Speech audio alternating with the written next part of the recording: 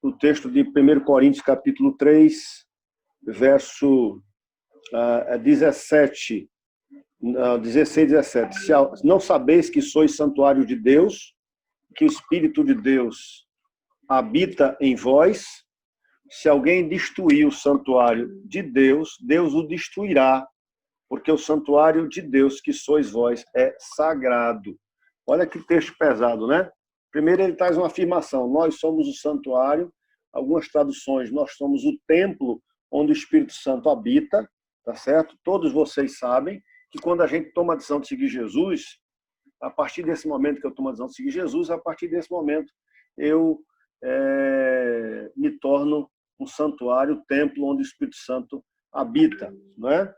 E aí ele está dizendo o seguinte: que se alguém destruir o santuário de Deus, que somos nós, Deus o destruirá, porque o santuário de Deus, que sois vós, é sagrado, não é?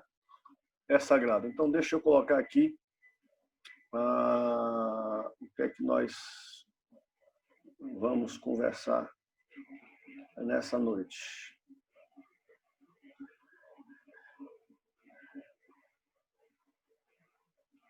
Aqui o texto é esse. Veja, Paulo observa pessoas na obra que não apenas empregam material imprestável nesse tempo, mas esse é um tipo diferente de pessoas. São pessoas que destroem o santuário de Deus. Tá? Paulo tolerou muitos equívocos, muitas fraquezas. Paulo tolerou muitos erros nas igrejas. Também em Corinto, tentando com amável paciência ajudar as igrejas a sair deles. Mas quando outro evangelho era trazido, Paulo não tolerava. Então ele proferia seu anátema. Anátema é maldição. Ele amaldiçoava aquilo. Nesse caso, realmente, se tenta, nos termos da presente carta, lançar um fundamento diferente, não alicerçando a igreja de modo único e nítido sobre Jesus Cristo crucificado, mas sobre sabedoria humana, realizações humanas e grandezas humanas. Desse modo, porém, o templo de Deus não é apenas desfigurado por material de baixa qualidade, mas seu fundamento é estragado. E aí a palavra é: se alguém destruir o santuário de Deus, Deus o destruirá. Veja, lembre-se que nós falamos sobre nós temos uma base, esse fundamento é Cristo, e os pregadores, os ministros, os professores, as pessoas que estão envolvidas na igreja em alguma atividade, essas pessoas estão construindo isso. E elas, nessa construção, elas vão usar alguns tipos de materiais, e nós vimos isso justamente. Não é? Mas agora ele não está falando, justamente disso. Ele está dizendo que existem pessoas que vão procurar destruir o santuário de Deus, quer dizer, destruir nós, destruir aqueles que creem. Como é que isso é possível, pastor? Eu botei o texto aí, Gálatas capítulo 1, verso 6, porque estava acontecendo na igreja de Gálatas. Ele diz assim: admira-me que estejais passando tão depressa daquele que vos chamou na graça de Cristo para outro evangelho, que não é outro, senão que há alguns que vos perturbam e querem perverter o evangelho de Cristo. Mas ainda que nós, ou mesmo anjo vindo do céu, vos pregue evangelho que vá além do que vos temos pregado, seja anátema. Assim como já dissemos, e agora repito: se alguém prega evangelho que vá além daquele que recebeste, seja anátema. Então, é justamente essa colocação, tá certo? Quando é que se destrói o santuário de Cristo? Quando você procura colocar um outro fundamento que não seja o Senhor Jesus, certo? Veja, eu disse a vocês, quando a gente começou aqui a conversa nossa, me perguntaram: pastor, está bem? Eu digo: olha, hoje eu estou meio chateado. Na verdade, eu fui visitar uma irmã da igreja nossa, fui me informar de que havia algumas pessoas que estavam colocando na mente dela algumas informações erradas, e eu fui a ponto de chegar para as três pessoas que estavam lá, eu chamei eles de lobos. Vocês são uns lobos. Tá? Pegaram a irmãzinha aqui sozinha, certo? Não respeitaram a casa dela, não respeitaram a igreja dela, não respeitaram o conhecimento que ela tem, tá? E vieram aqui para incutir essas mentiras, essas inverdades, tá? Uma igreja que eu nunca tinha visto, que eles nem dizem que são igreja, chamada Remanescente. Tá? E começaram a dizer que, olha como é que é interessante, que a salvação que eu tenho, que essa irmã tem em Jesus, essa salvação é falsa, não é verdadeira. Por quê? Porque nós estamos usando o nome mundano, tá certo? O nome romano de Jesus. Estamos chamando Jesus, estamos chamando Deus, que é o nome de um Baal, quando deveríamos chamar, ele usou o nome hebraico. Ele disse que tem que usar o nome hebraico. Só é salvo quem falar o nome de Jesus em hebraico, e só é salvo quem falar o nome de Deus em hebraico. É brincadeira um negócio desse. Agora, é como o nosso irmão Cristiano falou da outra vez. Eles não vieram com a mentira toda. Eles vieram com alguma verdade e no meio uma mentira. Arrumaram uma Bíblia lá, enorme, com hebraico lá, sabe? E eu peguei a Bíblia deles para justamente ir contra eles, mas eles estavam tão cegos que chegaram para a irmã e disseram assim: olha, ela já sabe qual é a verdade, ela já é adulta e vai decidir se quer a verdade ou a mentira. Quer dizer que a gente estava ensinando a mentira para ela. É um pecador miserável. Quase que eu botava ele para fora da casa dela. Está dizendo, Cristiano? Quase que eu botava para fora da casa. Porque eu fiquei muito chateado, porque é isso que Paulo está dizendo. E eu disse a essa irmã, a irmã tinha certeza da vida eterna, mas do jeito que eles estavam dizendo, estava colocando dúvida na cabeça dela a respeito da salvação que Cristo trouxe. Olha como isso é pesado. Entendeu? E uma irmã que tem anos, mas estava em dúvida por conta de um nome. Se tinha que ela tinha que... Agora imagine se ela não sabe que o nome é esquisito, se ela não soubesse soletrar esse nome. Ia ser complicado, né, não? Mas eu sentei lá e orei com ela, e passei um bom tempo abrindo a palavra de Deus, mostrei a eles a palavra. Aí eles disseram que não existe ceia, que ceia é coisa que já foi abolida. Aí eu abri na Bíblia dele, dizendo que Paulo dizendo assim: faça até quando ele vir. Ele for dizer a mim que ceia só quando Jesus voltar. Disseram que não existe igreja, tá certo? Que pastor é ladrão. Mesmo assim, é confusão. Não...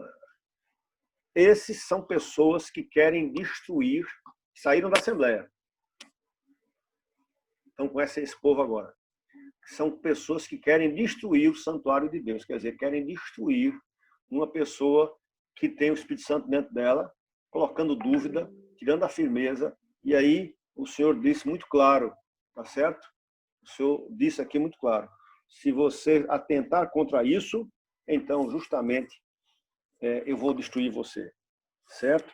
E aí Paulo vai dizer isso muito claro. Se alguém pregar outra coisa que não seja a mensagem que eu preguei, o evangelho que eu preguei, que seja maldito, que seja anátema. Irmãos, nós estamos vivendo um tempo desses, tá? Não são pessoas que não são da igreja, são pessoas que vieram na igreja, que se dizem cristãos, tá certo? E que chega com uma conversa mole dessa que engana, né? Termina enganando. E eu fiquei muito aperreado, porque eu sou de estar brigando pelas minhas ovelhas, não é? Muito bem, então vamos lá. Pastor, certo? Isso aí é só para a gente encerrar aqui a conversa, para nós entrarmos na questão da pergunta do nosso irmão, que vai ser um pouco maior. Eu peguei uma abrangência maior para a gente ter uma visão melhor, certo? A palavra, na verdade, a abrangência que eu coloquei foi essa aí. Apesar da igreja ser chamada de santa, né? Aqui em Corinto, a igreja é chamada de santa. Nós somos santos, separados do mundo para Deus. E sermos chamados para a santidade, dentro da igreja vão existir pecadores, vão existir pessoas que erram, não é? Nosso irmão Alexandre disse que existem pessoas que adulteram, pessoas que chamam palavrão. Ele estava querendo a discussão de Alexandre é saber a gradação disso, não é? Mas eu aproveitei e abri aí uma tela maior para passar alguns ensinamentos para vocês sobre a questão também dessa palavrinha aqui. Eu estou usando 1 Coríntios capítulo 5 como base, certo? Do versículo 1 ao versículo 6, essa situação que vocês estão vendo aí, eu vou ler. Por toda parte se ouve que há imoralidade entre vocês. Paulo está falando para a igreja. Tá? Onde ele estava, ele ouvia que na igreja de Corinto estava tendo imoralidade. Imoralidade que não ocorre nem entre os pagãos, a ponto de alguém de vocês possuir a mulher do seu pai. Quer dizer, tinha um crente, um irmão, um membro da igreja que estava deitando-se, tendo um caso com a mulher do pai. Não é? E a igreja, olha o que é que Paulo diz assim: e vocês estão orgulhosos. Não deviam, porém, estar cheios de tristeza e expulsar da comunhão aquele que fez isso? Apesar de eu não estar presente fisicamente, estou com vocês em espírito e já condenei aquele que fez isso, como se estivesse presente. Quando vocês estiverem reunidos em nome do nosso Senhor Jesus, estando eu com vocês em espírito, estando presente também o poder do nosso Senhor Jesus Cristo, entreguem esse homem a Satanás, para que o corpo seja destruído e seu espírito seja salvo no dia do Senhor. O orgulho de vocês não é bom. Vocês não sabem que um pouco de fermento faz toda a massa ficar fermentada. Então, por que é que eu entrei aqui nesse texto? Primeiro, para mostrar a vocês que dentro de uma igreja, de pessoas, uma igreja que é corpo de Cristo, santos, existem situações como essa que Paulo está colocando. Veja, a gente está falando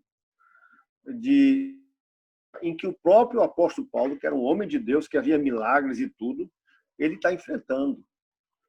A igreja estava orgulhosa, por quê? Porque Corinto era uma cidade com muita gente, vinha muita gente de fora. Então eles se orgulhavam de terem a cabeça aberta. Essa é a ideia. Eram para estar cheios de tristeza, mas não estavam se sentindo orgulhosos, porque assim, tem uma mente aberta para isso. Tá? E aí entra uma questão que nós conversamos, que foi aquela questão de quando eu chegar, eu levei uma vida desmantelada, quando eu chegar no juízo, como é que vai ser? Eu vou estar salvo ou vou estar perdido? Né? Aqui, Paulo entra nesse assunto, tá certo? Paulo entra nesse assunto para conversar sobre isso. Eu não sei, amados, por favor, se tiver alguém riscando aí o seu celular, o seu computador, aparece. Quando você risca aí, quando você usa alguma coisa, isso aparece. Obrigado, viu? Então, a gente vai pensar nisso porque Paulo está dizendo que a igreja reunida deve entregar esse homem ao diabo, para que o corpo deles fosse destruído e ele fosse salvo, o espírito deles fosse salvo no dia do Senhor. Olha como isso é sério para a gente conversar. Tá? Então aí eu vou aproveitar para entrar no assunto. Tá joia? Então, o que é que a igreja deve fazer? A palavra que a gente usa é disciplina. Disciplina tem a mesma raiz de discipulado, né? Disciplina, do latim, significa instrução, conhecimento, matéria a ser ensinada. Então, a ideia da disciplina na igreja, tá certo? É de levar o cristão, levar aquela pessoa que errou a um conhecimento da vontade de Deus, que talvez ele esteja cego, não esteja enxergando, tá certo? Ensiná-lo o caminho correto, instruí-lo como deve fazer, tá? Essa é a ideia de disciplina, que deriva de discípulos, que significa aluno, aquele que aprende, do verbo dicere, de aprender. Então a igreja deve disciplinar. Esse é o pensamento da igreja, tá certo? Disciplinar, instruir, levar ao conhecimento, restaurar aquela pessoa. Esse é o objetivo. Para produzir discípulos maduros, o aprendizado, a devoção, a adoração e a justiça e o serviço cristão devem todos ser ensinados no contexto de cuidado e responsabilidade entre os crentes. Ensino sem disciplina gera crentes imaturos, descuidados e sem responsabilidade. Então, é necessário que haja disciplina e a gente vai pensar um pouco sobre isso aqui na frente. Vamos lá. Por que é que tem que ter disciplina na igreja? Por que é que tem que ser aquilo que Paulo disse? Vocês viram o que Paulo disse? Pegasse aquele indivíduo e botasse para fora da igreja, entregasse ao diabo. Entregasse ao diabo, para que o corpo dele fosse destruído. Por que é que Paulo resolve fazer aquilo ali? Primeiro, por causa da contaminação interna, certo? Paulo está dizendo assim, não é boa a vossa jactância, o vosso orgulho, a vossa arrogância. Não sabeis que um pouco de fermento leveda a massa toda? Então, Paulo usa aqui a figura do fermento. Um pouco de fermento tem a capacidade de penetrar em massa, em toda a massa, e fazer toda a massa crescer. O fermento penetra e influencia toda a massa. Então, se você deixa uma pessoa que está vivendo com a mulher do seu pai, tá certo, dentro da igreja, sem fazer nada, aquilo começa a contaminar essa liberalidade, essa libertinagem, tá certo? Começa a impregnar e se disseminar, influenciar outras pessoas que daqui a pouco começam também a fazer a mesma coisa. Então, Paulo está dizendo que um pouco de fermento leveda a massa toda. Tá certo? Às vezes essa igreja é dura. Não, é porque a igreja precisa se preservar da contaminação. A contaminação que pode acontecer internamente. Segundo, por causa do enfraquecimento externo. Enquanto que uma contaminação interna, a outra é enfraquecimento. Ele diz assim, lançai fora o velho fermento, para que sejais nova massa, como sois de fato sem fermento. Então, o que é que ele está dizendo? Ele está dizendo que aquela igreja em Cristo, aqueles cristãos convertidos, era uma massa sem fermento. E eles deviam lançar fora o velho fermento que estava ameaçando a igreja. E por que a igreja deveria jogar fora o velho fermento? Porque quando a igreja tolera o pecado, ela perde a santidade, a autoridade e o poder. E o testemunho dela é destruído. Então imagine que dentro da igreja as pessoas começam a contaminar. E as pessoas que estão de fora, tá certo? A mensagem que você pregar, como é que você vai dizer que Jesus transforma as pessoas se dentro da igreja tem alguém que está levando a vida de imoralidade? Paulo está dizendo que nem entre os pagãos acontece isso, entre os não crentes, mas dentro da igreja tem alguém que faz isso. Então, o testemunho perde o poder. A igreja perde a santidade. A igreja fica sem autoridade para repreender o pecado lá fora e dizer que as pessoas precisam se converter, sair do estado que estão para um estado de santidade. Então, a disciplina faz necessária, tá certo?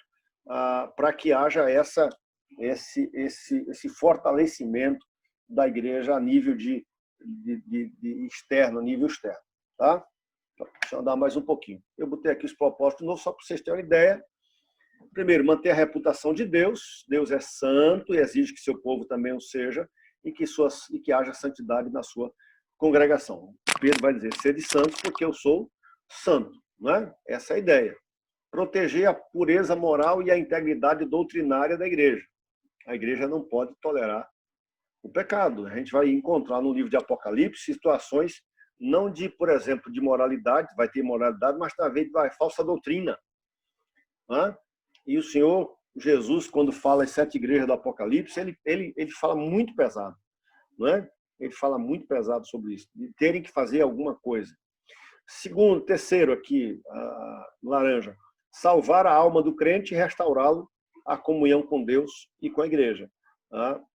Não é apenas um juízo sem misericórdia, não é apenas botar para fora ou julgar ou fazer alguma coisa por fazer. O objetivo é salvar a alma e restaurá-la à comunhão com Deus e com a igreja. E para os outros, dissuadir outros a não pecarem. Quando os outros vão ver que alguém foi disciplinado, ele vai se tocar. Né? Essa é a ideia. Tá? Tipo de disciplina. Eu tenho a disciplina formativa. Nem toda disciplina é a chamada amputativa, aquela que corta. Porque você lembra que eu falei lá atrás que disciplina tem a ver com ensino, disciplina tem a ver com justamente formação, não é? Levar a pessoa ao conhecimento. Então, disciplina formativa é aquela que é dada no discipulado ao novo convertido. nos ensinos bíblicos. As regras se contam nos estatutos e nos regimentos da igreja. Essa disciplina tem o objetivo de formar o cristão no ensino da palavra, no aperfeiçoamento do caráter, a obedecer às regras que ele precisa obedecer dentro da igreja. Então, a primeira disciplina é a formativa, tá? É aquela que visa preparar, capacitar, que visa justamente formar no cristão um caráter semelhante ao de Jesus. A palavra de Deus é usada para isso, certo? Segunda coisa, deixa eu ver se vai. Foi não. Agora vai. Disciplina reformativa. Esses nomes mudam. Uns chamam de disciplina preventiva, os nomes mudam, sabe? Esses nomes, disciplina reformativa, como é colocado aqui, não existe na Bíblia. A gente encontra os casos, mas o nome não. O nome é uma tentativa didática de ensinar a gente, fazer com que a gente guarde. É aquela que chama a atenção do faltoso, a pessoa de que ele pecou, de que ele fez alguma coisa errada, e isso pode ser feito em duas etapas. Primeiro, uma abordagem individual, tá certo? Aqui é papel de qualquer crente, não só do pastor. Aquela que você vê que o seu irmão pecou, você vai até ele e repreende ele, tá certo? Você vê que o seu irmão fez alguma coisa que não devia ter feito, e você vai, o repreende, o exorta, abre os olhos dele para que ele volte ao caminho, né? Que ele obedeça a Deus. Essa é a ideia, certo? Isso aqui não é apenas da liderança nem do pastor. Todos nós devemos nos preocupar uns com os outros, não é? Todos nós devemos nos preocupar uns com os outros. Depois, numa demonstração privada, na presença de testemunhas, a ideia de intimidar o ofensor e fazer com que ele se conscientize dos efeitos coletivos dos seus pecados. Isso aqui são os caminhos que o Senhor Jesus ensinou para a gente fazer. Primeiro, alguém peca e você vai e conversa com aquela pessoa. Não constrange ela, porque ela não vai estar diante de todo mundo, não vai estar diante de mais pessoas, você e ela sozinha, não é? Você conversa com amor, com carinho. A Bíblia diz que a gente precisa a verdade ser dita em amor, tá certo? Depois, se essa pessoa não atende, não observa, então essa pessoa é chamada para estar com testemunhas, certo? Essa é a ideia. Eu coloquei aqui. Olha o segundo tópico. Mesmo assim, deve haver um confronto do seu pecado, porque a palavra arguir quer dizer denunciar, trazer à luz, expor. Entre os dois, mesmo entre os dois, né? Claro, você vai chamar uma pessoa para ajudar ela, às vezes ela fez algo que precisa de um conserto, né? E para que ela possa entender isso, você precisa trazer à luz aquilo que ela fez, certo? Já na demonstração privada, na presença de testemunhas, a objetividade do caso é preservada, o que diminui a chance de injustiça e o ofensor é beneficiado, apesar de estar agora consciente de que há testemunha de seu pecado. Veja, a ideia de que ainda com testemunha ninguém está sabendo e só está ele e as testemunhas ali. A ideia também é restaurar, a ideia também é fazer com que ele se chegue, que ele entenda, que ele tenha conhecimento, de que ele mude. Esse é o pensamento. Tá? Casos de notoriedade pública, o que é notório? É aquilo que todo mundo está sabendo, está na boca de todo mundo. Aí, esses casos não devem ser tratados em segredo, pois o ofensor não teve receio em pecar publicamente e também a liderança não deve ter receio de puni-lo na presença da igreja. Né? O texto está falando de presbíteros, aí 1 Timóteo 5:20, mas está incluindo todos os que vivem no pecado. Então, há casos que precisam, porque já ganharam a notoriedade pública, quer dizer, já está todo mundo sabendo. Então,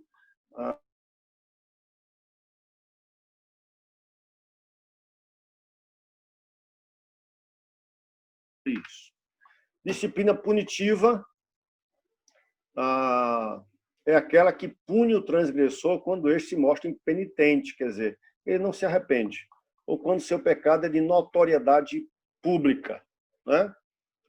Mateus 18:17a diz, e se ele não os atender, dize-o à igreja.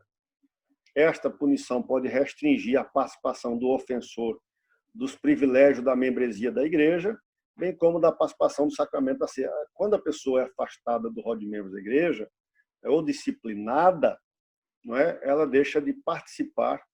Se ela tinha um cargo, já não vai poder trabalhar naquele cargo. Se ela não vai poder participar da ceia do Senhor. Se ela cantava, já não vai cantar mais. É esse tipo de coisa, não é? O fato de dizer a igreja já indica punição, não é? Uma vez que o impenitente não deu ouvidos à repreensão feita antes pelo irmão e pelas testemunhas. Não deve ser considerado violação de segredo, pois o ofensor deliberadamente recusou os caminhos prévios do arrependimento. Tá? Então, essa é a ideia. E a exclusiva é o considerar como gentil e publicano, certo? No dizer de Jesus, equivale à excomunhão da igreja, certo? Desligar, entregar a Satanás, reter os pecados, afastar-se do culpado. Isso aqui tem umas complicações que a gente vai conversar daqui a pouco. Vamos lá. Eu tô sendo muito rápido, deixa eu ver aqui, ninguém está falando nada. Pessoal, eu estou indo muito rápido. Vocês estão me acompanhando? Tá dando para entender? É porque eu sei que depois que eu falar, vocês vão querer falar, não é? Tem muita coisa. Tá, pastor, tá tranquilo, tá tranquilo. Tá tranquilo? Então vamos voltar lá. Então vamos... Aquela história de que Paulo diz que deve entregar o pecador, aquele irmão que estava vivendo com a mulher do pai, a Satanás, a maioria dos estudiosos entende que aquilo ali significa exclusão da comunhão da igreja, certo? Exclusão da comunhão da igreja. Você precisa entender isso agora muito sério. Porque, pastor, entregar ao diabo é ser excluído. Então, a pessoa que está exclusa da igreja é o sinônimo. A pessoa que foi excluída da igreja é sinônimo de ser entregue ao diabo. E aí a gente explica aqui. A igreja é onde predomina o governo de Deus. O mundo é o reino de Satanás. Entregar a Satanás significa tirar a pessoa da jurisdição, da comunhão e da proteção da igreja. Olha como isso é sério. A pessoa está ali dentro da comunhão da igreja. Ela faz parte de um corpo. Não é? Então, ela é tirada daquela comunhão. Naquele corpo, a proteção, ela é tirada da proteção. Tá? A comunhão na igreja tem um valor muito importante porque a igreja é um instrumento e uma agência do reino de Deus. E o que é o reino de Deus? É o governo de Deus sobre as pessoas. Então, quando a pessoa entra na comunhão da igreja, ela entra no reino. Ela nasce de novo. Ela nasce de cima. Ela nasce da palavra, ela nasce do Espírito. E o que acontece? A partir daí, ela está debaixo do governo de Cristo e das bênçãos do pacto de Deus. Ela está numa cidade de refúgio, protegida de muitos males de Satanás. Então, uma coisa muito simples. Por exemplo, domingo passado, nós tivemos um culto, o culto à noite. Quando terminar o culto à noite, tinha 4 visitantes, 4 mulheres que vieram me procurar e uma delas estava muito... E ela disse assim, pastor, eu estou aqui porque eu preciso só ore por mim, eu quero ficar aqui na igreja, eu quero entregar Jesus, porque fulano fez um negócio para mim e esse negócio para mim, vocês sabem, né? Fez uma macumba para mim, fez uma coisa para mim. E essa jovem que veio conversar comigo, ela já tinha ido para psiquiatra, já tinha ido para macumbeiro, já tinha um bocado de coisa, tá certo? Mas por que acontece isso? Aí eu disse a ela, veja, quando nós entregamos a vida a Jesus, todo o inferno pode se juntar contra mim. E todas as macumbas que quiserem fazer, podem fazer. Mas eu vou estar guardado. Tá certo? A Bíblia diz que eu estou escondido em Cristo. Eu vou estar guardado do poder do maligno. Olha como isso é sério. Eu vou estar guardado do poder do maligno. Então, macumba, feitiçaria, quem quer que fosse que fez aquilo não, como vou dizer na linguagem do mundo, aquilo não pega em mim. tá? Quando a pessoa é afastada do rol de membros da igreja, essa pessoa volta para o domínio do diabo. E aí ela volta para a jurisdição do maligno. Ela perde a comunhão e perde a proteção que a igreja tem porque está ligada a Cristo. O pacto, tá? A aliança, o pacto, a aliança, esse pacto e essa aliança, ela já não existe mais para aquela pessoa. Ela está fora disso. E aí, eu coloquei aqui, a igreja é uma grande protetora da nossa vida. Pertencer à igreja é uma bênção. Por isso, não há crente isolado. Lembra aquela da imagem que eu coloquei para vocês hoje? Somos membros do corpo de Cristo. Paulo disse que a igreja é protetora. Por isso, quando um crente é disciplinado, excluído da igreja, ele volta à influência daquele que está reinando e governando lá fora. Satanás é o príncipe da potestade do ar. Ele é o Deus deste século. Satanás está reinando nas trevas e a exclusão da igreja expõe o membro faltoso à ação do diabo.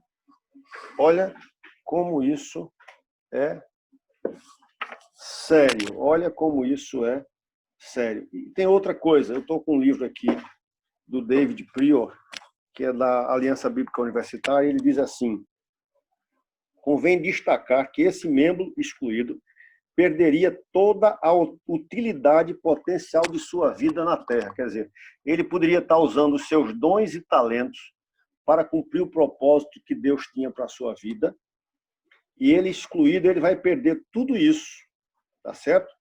E com isso a esperança de ser recompensado com os galardões por sua mordomia fiel dos dons, quando chegasse à plenitude da vida eterna. Tá certo? Ele seria salvo, mas sem nenhum galardão. Por quê? Porque ele perdeu tudo aquilo que é o que Paulo vai justamente dizer aqui no capítulo 5. Entregue a Satanás para a destruição da carne, a fim de que o espírito seja salvo no dia do Senhor. Ok? Sério ou não? Sabe por que é tão sério? Porque a gente olha para a igreja e a gente não percebe que a igreja é corpo de Cristo. Que não existe apenas uma ligação institucional, é uma ligação espiritual. Tá? Olha como Paulo coloca aqui. Olha como isso é sério. Então, olha o que custa para mim, para você, ser afastado, ser excluído, tá? Da membresia do corpo de Cristo. Claro, vamos lá. Que uma pessoa só chega a esse ponto. Quando é que ela chega a esse ponto? Quando essa pessoa não quer arrependimento. Quando essa pessoa não está disposto a mudar.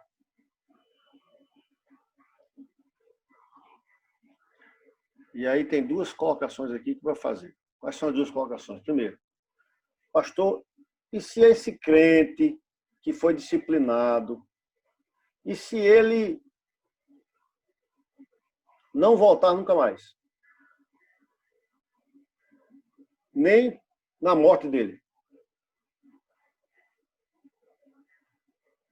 A gente vai lembrar do que João disse, o apóstolo João. Eles saíram do meio dos nossos, porque não eram dos nossos. Então, aquela pessoa, ele não havia o Espírito Santo nele. Na verdade, ele era joio. Estava lá na igreja como se fosse trigo, mas na verdade era joio. É um caso. O outro caso é o que a gente está dizendo aqui, porque na segunda epístola de Paulo aos Coríntios, Paulo vai falar desse assunto de novo e vai dizer à igreja que deve perdoar o cara, porque o cara está querendo arrependimento. Entendeu? Então percebam.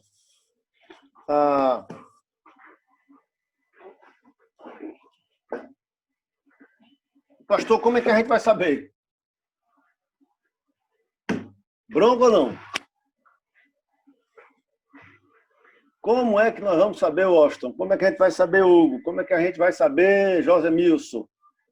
Como é que a gente vai saber se o cara está lá no mundo, que está na igreja, estava na igreja, houve uma situação. Vou trazer um exemplo aqui muito sério, muito simples. Manassés.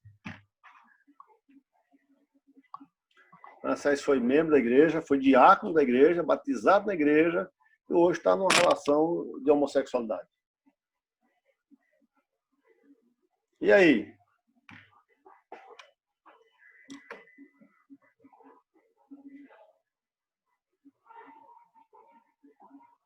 E aí?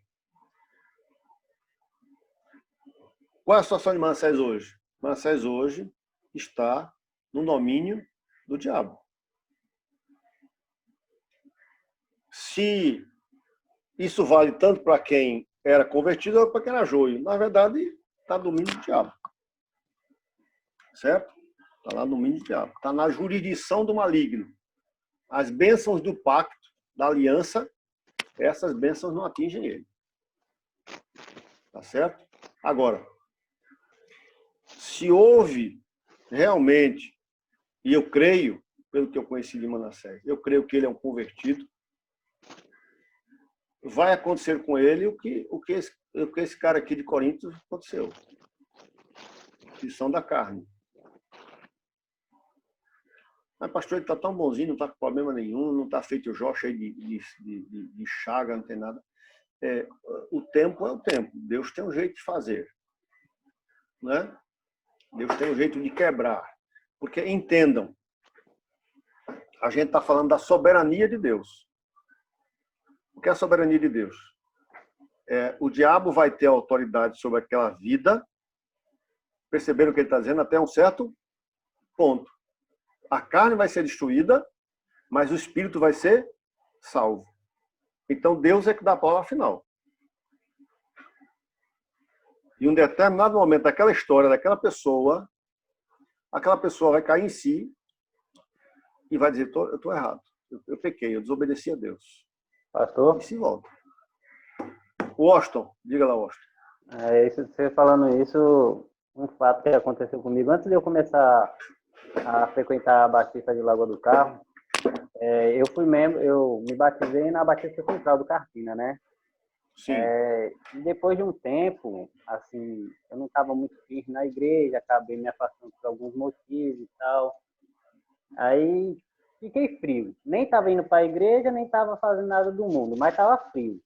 Sim. Aí passou um tempo, começou os amigos se aproximar, e vamos ali, vamos para uma festinha ali, vamos para uma festinha aqui. Comecei a ir. Aí, mais ou menos um mês antes de eu ir para a igreja lá, visitar a igreja de Lagoa do Carro, eu fui para uma festa. Aí tava lá todo mundo se divertindo, maior alegria, não sei o que, não sei o que. Aí eu senti aquilo no coração para me afastar de todo mundo, Aí me afastei, sim. Fiquei bem isolado, assim, todo mundo, fiquei olhando para a festa, assim, todo mundo dançando, bebendo, brincando. E eu sentindo no coração aquilo ali, falando ali, esse não é o seu lugar. Não é para esse lugar que eu quero você, não foi para esse que eu te escolhi, estar no meio desse povo.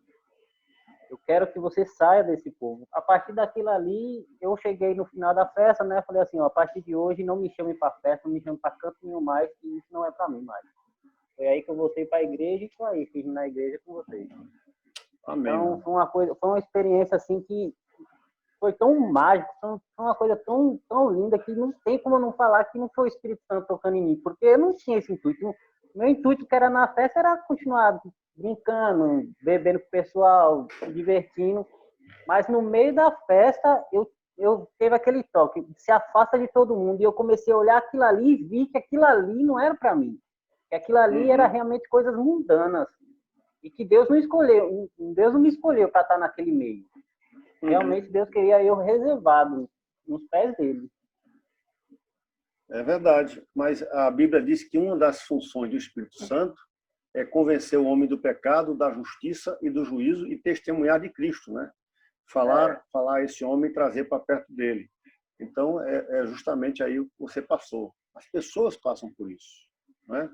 As pessoas, um Pedro que se afasta, um Pedro que nega Jesus, é Jesus que vai até a Pedro, tá certo? É impressionante, porque Deus é um Deus tremendo.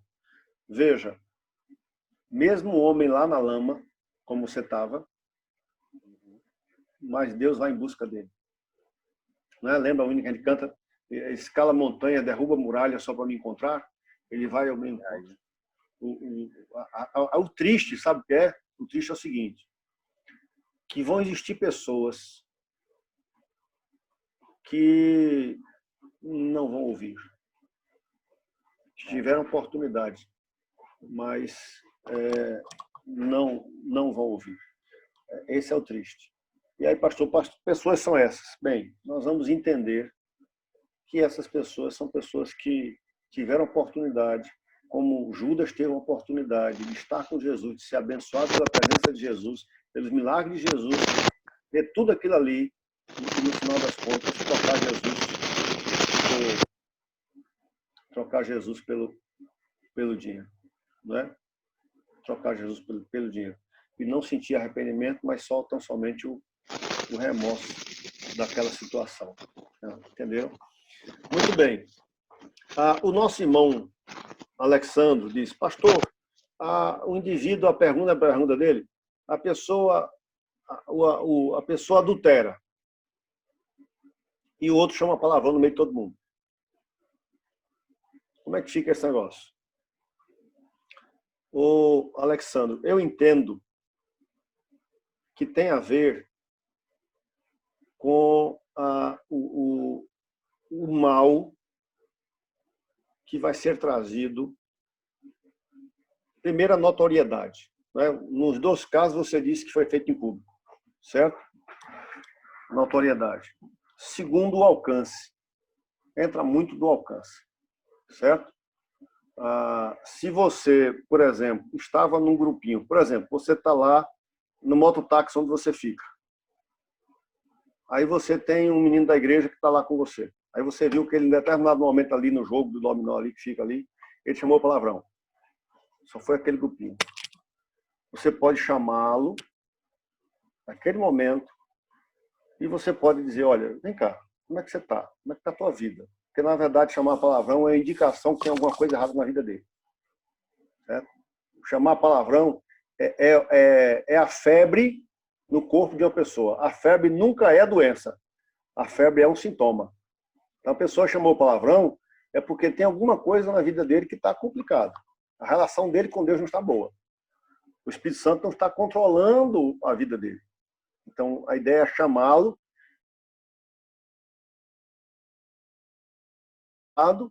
mas veja, foi num grupinho ali. O adultério, numa cidade como Lagoa do Carro, é uma coisa que se espalha rapidinho. Vocês lá do carro estão me ouvindo, sim ou não? Não espalha rapidinho? Sim. Não precisa nem de J. Cândido. Ou J. Cândido, eita, de Francisco Júnior. É porque a semana teve um negócio de J. Cândido, né? Foi aniversário da morte dele, alguma coisa, veio a minha. Não precisa nem botar apesar de que hoje existe um grupo na cidade, né? Eu não participo dele, mas existe um grupo Lagoa do Carro, não sei o que, e que tudo com esse grupo, todo mundo sabe, certo? Mas então a notoriedade vai ser muito maior, o escândalo vai ser muito maior, porque vai se atingir muito mais gente, então aí já é uma outra história, entendeu? É diferente, por exemplo, de adultérios, de pecados sexuais que são feitos de maneira que apenas o pastor soube. Ou o pastor e mais alguém que o diácono me avisou, a gente foi lá, conversou, aconteceu aquilo. Muito bem, é diferente. É um adultério, e a gente chega perto, vai conversar, ou é outra coisa, a gente vai conversar, tá certo? Mas é diferente daquela pessoa. Então, Alexandre, existem regras? Não. Existem conversas. Por isso que Paulo está dizendo que isso tem que ser levado para a igreja. Por isso que o pastor, ele sozinho, ele, em alguns casos, ele disciplina a pessoa. Mas isso precisa sempre passar, porque ele diz assim, deixa eu ler aqui para vocês. Eu, na verdade, ainda que ausente em pessoa, mais presente no Espírito, já sentenciei. Aí ele diz assim, em nome do Senhor Jesus, reunido vós e o meu Espírito, com o poder de Jesus nosso Senhor, entrega Satanás a essa pessoa. Então a igreja estava reunida, tá certo, para agir nesse caso, que foi um caso notório, que foi um caso de moralidade, que já tinha se espalhado para além da cidade de Corinto. Quer dizer, já estava longe de Corinto, depois já tinha se espalhado muito. Então, a gente não pode, não existe, eu não conheço nenhuma igreja que tenha no seu regimento interno regras que possam colocar vai ser assim, se acontecer isso. Não existem regras para isso. Porque casos são casos, situações são situações, tem coisas que o pastor escuta e o pastor trata e ninguém nunca soube e a pessoa foi restaurada e o pecado era um pecado complicado. Tá certo? Que se eu tivesse... Vamos dar um exemplo. Imagina que eu soube de um caso, por exemplo, de adultério mesmo.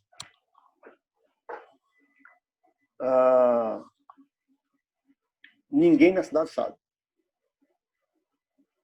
Mas o esposo ou a esposa sabe. Eu vou entrar para restaurar aquele casamento. Eu vou entrar pesado, como em algumas situações já entrei. Pesado. Mas imagine se eu pegasse esse assunto e levasse para a igreja, sem ninguém saber. O que é que eu ia fazer? Diga aí o que é que eu ia fazer. Eu ia destruir aquele casamento. Eu ia destruir a família. Eu ia humilhar todo mundo. Tá certo? Olha como isso é sério. Então, algumas situações a gente precisa realmente pedir a direção do Espírito Santo. Quando algumas situações só o pastor sabe, realmente, só o pastor trata. Tá? Em algumas outras eu chamo mais alguém da liderança para mim. Em algumas outras, quando eu não me sinto tão confortável, eu converso com outro pastor, para que a gente pense junto e ore junto.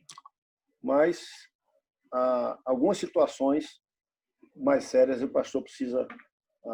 e nesse caso, mas foi um adultério, foi, mas estar na minha mão, destruir aquela pessoa, destruir aquela família, e resultado, terminou não acontecendo. Entenderam? Então, Alexandro, caso é caso. Às vezes, o líder pode errar? Pode. A igreja pode errar? Pode. Porque nós somos pessoas, né? O apóstolo Paulo fala isso quando chega na sua segunda carta. Olha o que é que ele diz. Isso deliberei por mim mesmo, não voltar a encontrar-me convosco em tristeza, porque se eu vos entristeço, quem me alegrará? E isto escrevi para que quando for não tenha tristeza daqueles que deveriam alegrar-me. Ele diz assim, ora, se alguém tristeza, não fez apenas a mim, mas para que eu não seja demasiadamente áspero, digo que em parte a todos vós, basta-lhe a punição pela maioria, de modo que deveis, pelo contrário, perdoar-lhe e confortá-lo, para que não seja o mesmo consumido por excessiva tristeza. Perceberam? Ele está falando daquele cara lá de trás. Quer dizer, a pancada, o cara estava lá errado, estava, mas a pancada foi tão forte que ele desabou. E Paulo está dizendo, para que esse cara não entre numa depressão aí e que não saia mais dela, por quê? Porque ele foi humilhado, ele foi apresentado. Então, assim, se ele está arrependido, então perdoa esse cara aí. Entendeu? Mas, claro, foi necessário aquilo ali? Foi, porque foi um choque. Né? O Hugo está aí, sabe que às vezes o cara precisa levar um choque. Né? Eu já tive conversando com um psiquiatra alguma das conversas que eu tive com ele, ele me deu uma pancada que eu disse assim, isso cara, que conversa. Mas aquela pancada se viu. Ele deu um estalo para mim assim e eu comecei a pensar diferente. Entendeu? Então, assim, mas veja, segunda carta, capítulo 2, Paulo já manda o cara ser perdoado. Mas hoje, veja, houve um arrependimento dele, houve uma mudança nele. Então, assim, Alexandre, os casos serão vistos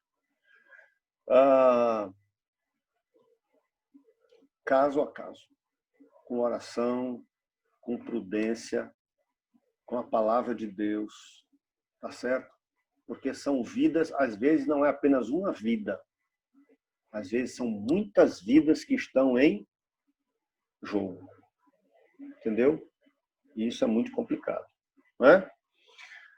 Ok, amados? Alguém quer falar? Alexandre, entendeu, Alexandre? O Alexandre foi o autor da pergunta. Respondi a sua pergunta. Vamos ver. Alexandre se mudou hoje para a ConectaNet. Deu uma melhorada. Olá, pastor, graças a Deus. Minha internet me... E? Bom, pastor. Vamos ver se a gente consegue lhe ouvir direitinho.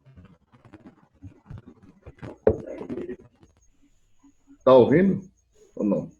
Eu estou ouvindo. O problema é a continuidade da palavra, mas vamos embora. Estou ouvindo, eu estou ouvindo. Não, a sua explicação foi muito bem elaborada. Assim, a minha pergunta, na real, era saber qual era o peso e a medida que a gente está falando hoje, nos dias atuais, se a igreja toma postura, por exemplo, como disse lá em Tiago, capítulo 2, versículo 10, né? Aí foi baseado nesse texto que eu fiz essa pergunta, porque assim, pessoas acham que pecado, isso é uma besteira, mas foi notório, foi público, o povo sabe, o mundo sabe, foi notório, um homem de Deus chamou um palavrão e aquilo ali se tornou escândalo diante da sociedade do cara que visto. E a mesma coisa era um adúltero. E levando em consideração a isso, eu vejo que nos dias de hoje, muitos líderes religiosos tratam de uma forma totalmente diferente a infração que houve sobre a pessoa no qual redigiu o adultério, tratando de uma diferença, de um palavrão, aquilo ali. Eu sei que é errado, todo mundo erra, mas foi pecado, assim como o Tiago disse, que se tornou, né, se matou ou adulterou, é pecado, está uma lei, né? Uhum. Ok, Alexandre, veja, pecado e pecado precisa ser tratado, sabe? Pecado precisa ser resolvido. A diferença está no como. Como eu vou fazer isso, tá certo? A diferença está no como. A diferença está em cada situação que vai ser tratada. Então, por exemplo, você está me trazendo um assunto que talvez na sua cabeça, eu não quero dizer que não ou que sim, mas talvez na sua cabeça isso tenha acontecido. Parece que está muito vivo na sua cabeça quem foi a pessoa que fez isso ou não. Mas, assim, é um caso que eu, do lado de cá, sem ter observado todo o contexto, como é que a coisa aconteceu, não é isso que a Bíblia está dizendo. A gente não pode julgar, porque é um juízo. Toda disciplina termina sendo juízo, tá certo? É uma avaliação que é um juízo, uma avaliação que eu faço de alguma coisa que a pessoa fez. Então, a partir dessa avaliação, eu determino, junto com a igreja, o que é que eu vou fazer. É assim que funciona? Não é? Quando você tem um filho quando você vai disciplinar ele, ou bater, ou tirar alguma coisa, o que é que você faz? É um juízo, você vai estar julgando a atitude que ele tomou. O que é esse julgamento? É uma avaliação que você está fazendo, tá certo? E essa avaliação tem por base aquilo que você já disse que ele devia seguir, e ele não seguiu, tá? Aquilo que você esperava que ele seguisse, porque ele já foi ensinado sobre aquilo. E aí, a partir daquela avaliação, você coloca a punição para ele, ou tirar alguma coisa. Às vezes é só uma conversa, às vezes é um castigo maior, às vezes é um castigo menor. Mas veja, cada caso é um caso. No seu caso, como você está colocando aí, eu vi que você botou assim, homem de Deus. Então, esse homem de Deus parece que você está falando de um pastor ou de um líder. Né? Eu não sei se vocês estão me entendendo assim, mas parece que a ideia é de um pastor ou de um líder que chamou um palavrão, não sei o quê. Então, Pastor? hein? Alô? Foi? Oi? Pastor, veja só. Sim. Pastor, tá vendo? Eu não... Assim, a minha pergunta foi formulada através daquele texto de Tiago. Assim, não está na minha mente nenhuma pessoa. Assim, Nenhuma pessoa. Por causa desse texto. Eu falei, assim, que a pessoa é vista na sociedade como um homem de Deus, não só homem, como uma mulher de Deus. Sim. Entendeu? Quando eu falei homem, eu falei no homem, humanidade, entendeu? Certo, entendi. Agora veja, esse texto que você usou de Tiago, ele não se presta para isso que você está usando. O contexto é um contexto de acepção de pessoas, entendeu? Tiago está dizendo que aqueles crentes dali, da diáspora, estavam fazendo acepção de pessoas, e ele está dizendo que a acepção de pessoas é pecado também, não é? Aqui ele não está falando de disciplina, aqui ele está falando que isso aqui é pecado, e que eles achavam que aquilo não era pecado.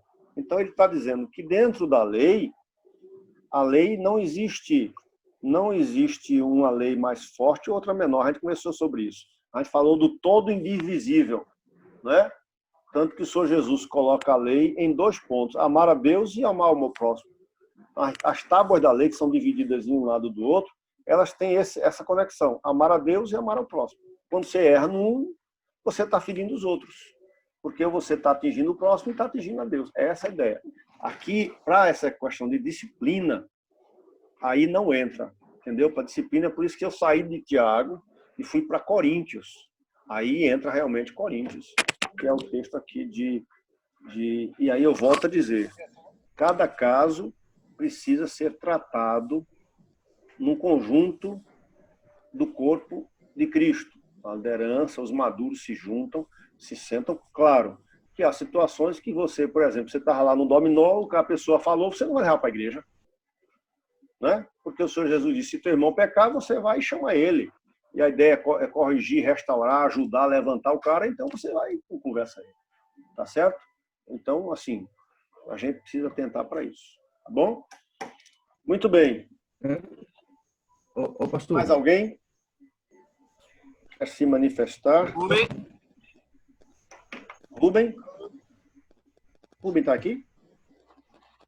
Eu vi alguém falando Rubem. Não, foi Hélio. Hélio, sim, diga, Hélio. Eu participo, Seja bem-vindo. Obrigado, viu? Eu participo várias vezes, mas eu não gosto muito de estar. Apenas fazer uma explanação. Certo. Tá escutando aí direito, né? Tá com chiado, viu? Tenta aí tirar o Eu chiado. gravo aqui no quarto aqui. Mas tá escutando, né? Tá pra escutar, né? Vá falando aí. Certa vez acontecia várias coisas na igreja, e às vezes a gente colocava até a culpa no pastor. E eu estava até conversando com o Júlio aqui, dizendo que fazer só uma explanação, uma explicação prévia. Sim. Acontecia fato na igreja, e a gente dizia assim, até hoje a gente fala que o pastor passa a mão na cabeça da pessoa, né? Sim. O fato que aconteceu com o pastor, se lembra que eu conversei com o senhor, foi na faixa de 10 anos atrás, cometeu um grave erro, né? Sim. Grave erro. Eu creio que o senhor. Eu acho que foi a última vez que eu estive lá na sua casa, assim, para falar do assunto. Sim. O senhor falou, você está disposto a levar para a igreja. Eu acho que o senhor se lembra do assunto qual foi, não foi? É o caso a gente falar. Você está disposto a levar para a igreja, porque se você levar para a igreja, você tem que assumir toda a responsabilidade. Você não vai querer ser a pedra de tropeço no caso da pessoa, que a pessoa tinha dito que se levar para a igreja, ela saía da igreja e a gente não sabe nem o que aconteceria. Pelo grave erro que ela cometeu. É isso? Eu pensei direitinho, no momento fiquei pensando lá, fiquei pensando. E eu não quis ser a pedra de tropeço. Aí vem o caso que o senhor falou logo no começo aí. Tem casos que leva para a igreja e a igreja decide. Tem casos que o pastor na hora, caso que é aconselhado no momento, e tem casos que é levado para a igreja decidir. No caso que o senhor falou aí, de Alexandre no mototáxi, tem coisa que a pessoa fala na hora, e se ele aceitar a disciplina naquele momento, ele já foi disciplinado. Não é isso? Isso. Ali pelo irmão. Se ele aceitar a exortação, não é isso? Sim. Aceitar. Então, naquele momento, eu vi que eu estava errado perante a igreja.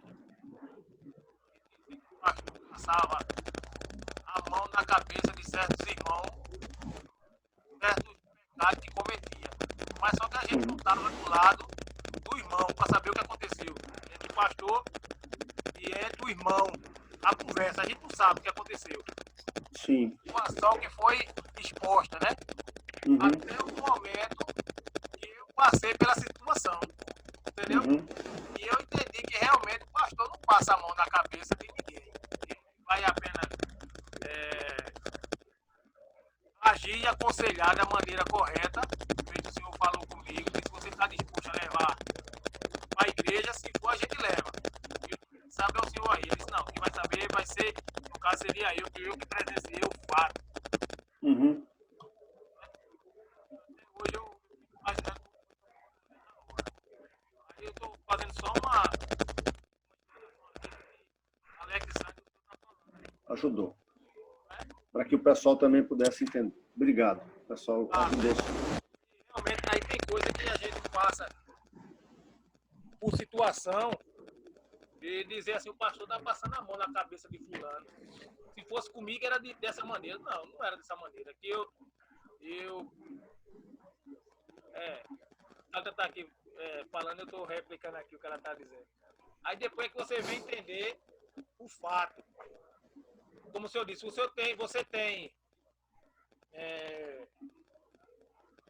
tem prova, a prova foi eu. Só eu e a pessoa que estava no fato, né? No caso. Né? E se fosse uma palavra de confronto, creio eu que a pessoa na hora, ela ia, num certo momento, ela ia errar. E a pessoa ia ver quem estaria falando a verdade. Sim. Mas foi o fato de a pessoa, como o senhor falou, da correção no cantinho da parede, e a pessoa está até hoje na igreja, né?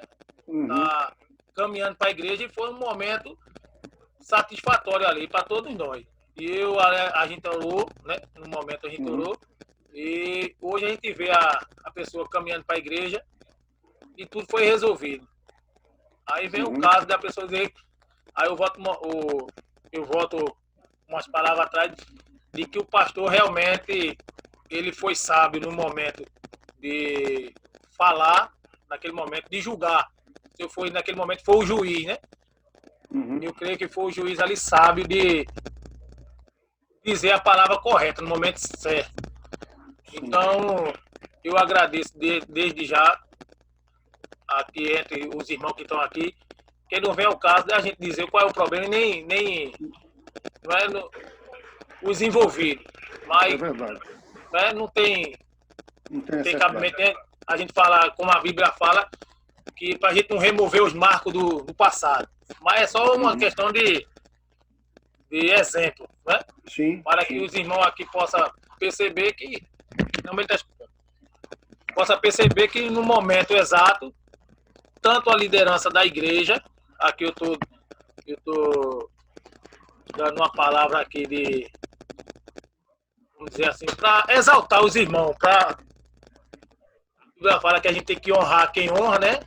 Sim. Então a gente está honrando aqui os irmãos da igreja, e tanto o pastor que foi sábio naquele momento, e eu soube no momento escutar a palavra do pastor, como o senhor falou, você vai querer ser a pedra de tropeço, porque não veio o caso da pessoa saber, feito que o senhor falou, tem um Lagoa Notícia. Se tivesse caído no Lagoa Notícia, aí era outra coisa. Aí o caso seria de outra dimensão. Mas como não caiu no tempo, graças a Deus que não caiu, e a gente soube contornar com a sabedoria que o Senhor nos deu. Então aqui é só uma Amém. breve palavra, não é isso? Então eu agradeço aqui as palavras desde já, viu?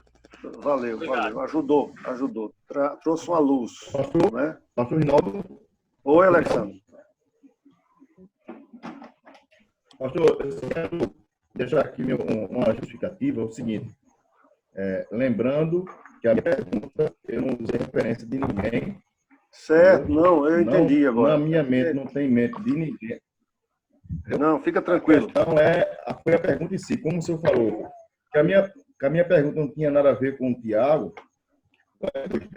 mas eu me baseei justamente na questão que ele não levar em consideração que a acepção de pessoa era um pecado. Certo. Como acontece muito hoje em dia, líderes de igreja que acham que tal pecado não é passivo de erro, por isso julga outro tipo de pecado de uma forma diferente daquele que eu estava falando. Entendi. Ficou claro. Tranquilo. Mais alguém? 10 horas. Pastor, o assunto hoje esticou. Diga aí, Jackson. eu achei um pouco difícil de entender aquela parte que a pessoa tem que ser entregue a Satanás para que a alma dela seja salva. Isso implica dizer que mesmo a pessoa não se arrependendo, a salvação dela está garantida? Não. O que vai acontecer é que, no final das contas, é como o nosso irmão Washington falou, o exemplo de Washington. O Washington estava lá no mundo. Já estava começando a entrar nas festas. Tá certo? Então, Deus falou ao coração dele. E ele caiu em si e disse, eu não quero mais isso. Houve um arrependimento. Hoje o Washington está aqui na igreja. Essa é a ideia. Tá certo? Em um dado momento da história dessa pessoa, como aconteceu aqui em Coríntios, né? Aqui em Coríntios, a pessoa caiu em si. Veja que Paulo vai dizer assim, basta ali a punição da maioria, quer dizer, a situação que ele foi confrontado foi tão séria que ele terminou, depois de um tempo, caiu em si, viu que estava errado esse incesto, né, esse pecado do incesto, e houve o perdão. Então, vai acontecer isso, entendeu? Vai para o inferno se a pessoa não se arrepender. Se não houver arrependimento, é porque, na verdade, aquela pessoa nunca foi. Né? Nunca foi. Ô, pastor, eu tenho uma pergunta a fazer. Pronto, aproveite que Hugo está aí. Aproveite que Hugo está de preto e azul. Vamos lá. Pastor, em se tratando de um homicídio, onde existe a lei penal, processual penal, que julga a nível de sociedade, mas se porventura o cara se arrependeu, entregou a vida a Cristo, e não foi até a justiça dizer que foi ele o causador do homicídio. Se porventura esse cara morre, ele terá a salvação em Cristo Jesus, mesmo não cumprindo diante da sociedade do Código de Processo Penal, do Código Penal, o homicídio por ele feito. Ele vai ter a salvação eterna? Veja, eu não posso avaliar. Olha, presta atenção, que isso é muito sério. Quando um juiz vai julgar um réu, a quantidade de papel, de como é que chama? Laudas? Laudos, processo, aquele processo. São os é autos. Os laudos. Ele escuta Alto. muitas testemunhas, tá certo? Para poder emitir um juízo, e algumas vezes esse juiz erra. Então, Não, eu não tenho essa autoridade, mesmo sendo hipotético, eu não tenho essa autoridade de colocar isso aí.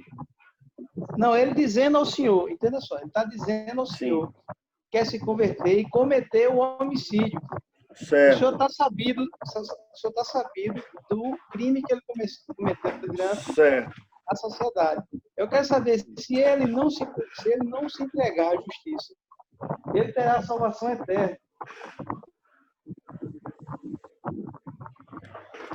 Então, é o que eu estou lhe dizendo. Você está tratando um caso hipotético em que o momento, eu vou ouvi-lo, eu preciso entender as circunstâncias, eu preciso entender uma série de coisas, eu preciso ouvir o Espírito Santo, tá certo? Para que eu possa tomar uma posição. Entendeu como é que é? Claro que a primeira palavra minha seria você cometer um homicídio, até para dizer que ele fosse para a justiça, eu preciso ouvi-lo. Então, assim, Tony, é muito complicado a gente emitir um juízo, fazer uma avaliação em cima de...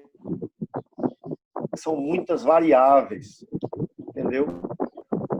Eu só quero agradecer a participação desse grupo e agradecer também ao senhor por dar atenção à minha pergunta. Eu quero dizer que a resposta foi muito satisfatória para mim. Muito obrigado. Coisa boa. Obrigado. Glória seja dadas ao Senhor Deus, porque eu fui pedir ao Espírito Santo, o Senhor me orienta para que eu possa abençoar os amados. Viu? Mais amados, sempre sim, me perdoe, Cristiano, me perdoe, Cristiano. Eu me perdoe, porque me perguntaram aqui, o cristão peca, e eu ia embora sem responder. O cristão peca pensamento. E aí o peso será visto pelo pastor. Diante disso, acredito que Deus o julgará no último dia. Logo, essa questão vejo que dentro de todas as igrejas há trigo e joio. Eu acho que ele não sei, foi Tânia que perguntou, o cristão peca por pensamento. E aí o peso será visto pelo pastor. Eu acho que o pecado, né? Não pode ser. Se ele pega no pensamento, Tânia, se quiser se colocar aí, Tânia, o que você colocou? Ela tinha colocado no meio da conversa e eu terminei passando, e para não ser injusto com o nosso irmão diaconisa, se você quiser se manifestar, por favor, Tânia. Não, pastor. Tânia? Oi, tá me escutando? Estou. É só a questão que as pessoas hoje, principalmente os servos, eles veem muito a situação de o pecado exposto. Mas outros cristãos têm pensamentos que só que Deus sabe, e aí o pastor vai julgar? Não é? Porque é questão de peso, né? É verdade. Realmente, eu entendi agora. Tem coisas que só Deus vai julgar realmente a pessoa. Muito bem, obrigado, Tânia. Cristiano Pereira. Pronto, é rapidinho. Foi muito bom as perguntas que fizeram, e eu pensei muito sobre essa pergunta do Alexandre também, né? Foi muito interessante. E o que é que eu vejo rapidinho? É que essa situação não é uma situação de acepção de pessoas. Porque para ser acepção de pessoas, eu teria que ter as mesmas pessoas na mesma situação, não é?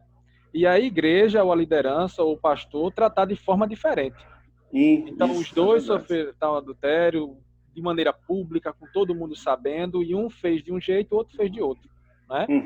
Eu acredito que o caso que ele traz é mais da interpretação errada de quem é líder, de quem é o irmão, daquilo que é pecado ou não. Está deixando de se guiar pela Bíblia e começando a se guiar pelo costume da sociedade. Isso é mais grave, isso é menos grave. Né? E a outra coisa é que a palavra de Deus diz que é dever de todos nós. Né? Enquanto um peca, um chegar para o outro e repreender, e não só do pastor, não só da liderança, de resolver todos os problemas, mesmo sendo em público, Né? Você pode chegar. Eu lembro quando eu era novo convertido, no projeto de Frei Miguelinho, né? Eu fiz um comentário com uma pessoa, uma brincadeira com uma pessoa, e aí eu fui corrigido com uma nova convertida também. Né? E ela me chamou a atenção na frente de todo mundo. E eu achei aquilo fantástico, porque isso é uma prova de amor também. Porque ela poderia muito bem ficar calada, né? E chegar, começar a espalhar pelos outros, ou então deixar apenas para contar para o pastor ou para outra pessoa. Né? E ela não, conversou comigo naquela hora. Então a gente precisa entender que a gente não pode terceirizar responsabilidades. Existem situações que precisam ser trazidas para o pastor e precisam ser trazidas para a igreja, mas tem situações, e a maioria delas é responsabilidade nossa, porque isso é uma prova do amor, de amor. Sim. Disciplina não é vingança, né? Disciplina é instrução para a correção. E a gente pode ser canal de bênção um dos outros nesse processo. Muito bem.